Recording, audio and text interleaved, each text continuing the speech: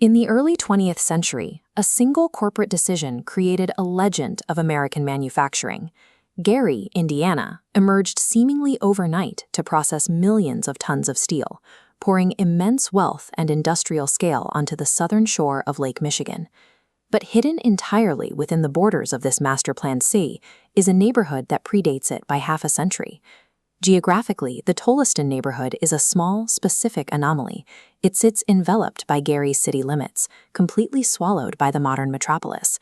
To understand the trajectory of the American industrial city, its sudden peaks, and its eventual, painful hollowing out, we have to look at the pioneer settlement that Gary built itself around.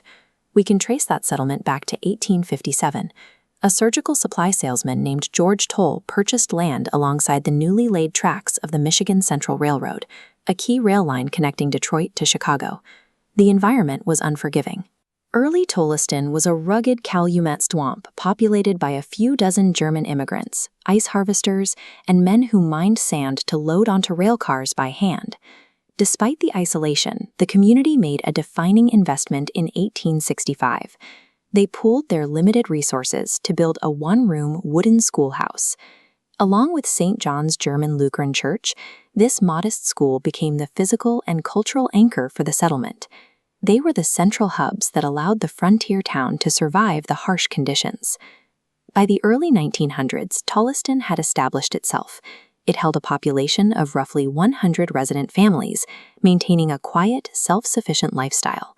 It was a complete, functioning society, and its residents had absolutely no idea that an industrial giant was about to drop an entire city right next door.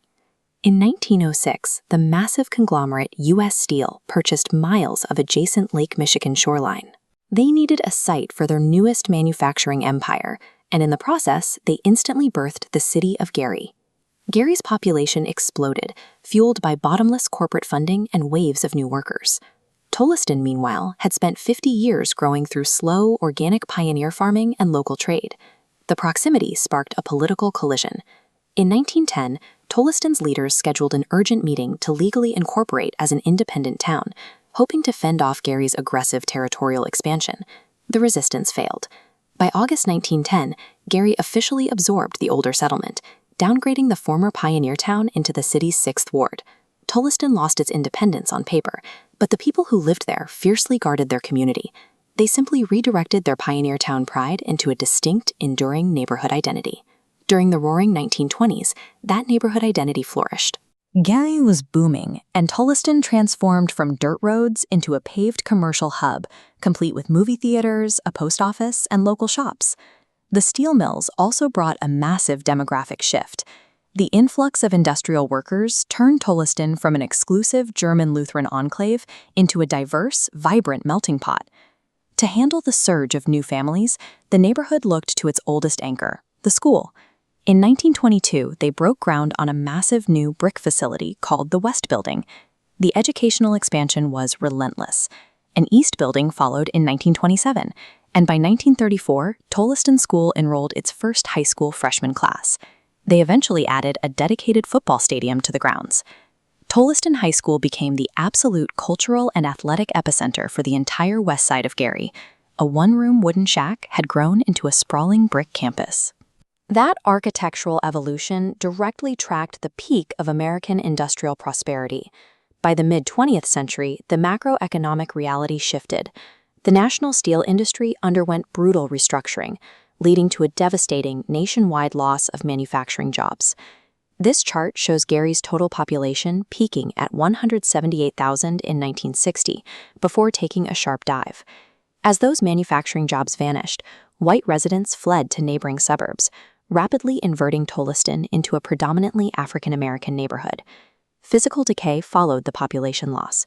National retailers abandoned the area, leaving an aging housing stock that could no longer be supported by a shrinking municipal tax base. This is the core arithmetic of the Rust Belt. Tolleston was left burdened with the sprawling infrastructure of a boomtown, but entirely stripped of the economic engine required to maintain it. The neighborhood's economic collapse eventually hit its most important institution.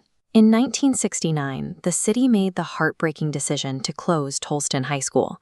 As Gary's population and resources continued to shrink over the following decades, the campus was downgraded to a middle school, holding on to a fraction of its former use. Today, much of modern Gary is defined by the abandoned, decaying aesthetic left behind by the steel retreat. But Tolleston's architectural anchor managed to resist demolition. The massive, historic brick school building was officially saved, completely repurposed, and reopened as a vibrant boys and girls club. The corporate steel boom came and went, but the physical walls of Tolleston's anchor institution still stand, having survived the early swamps, aggressive corporate annexation, and total economic collapse, to fulfill a 150-year-old mission of serving a neighborhood that refuses to be erased.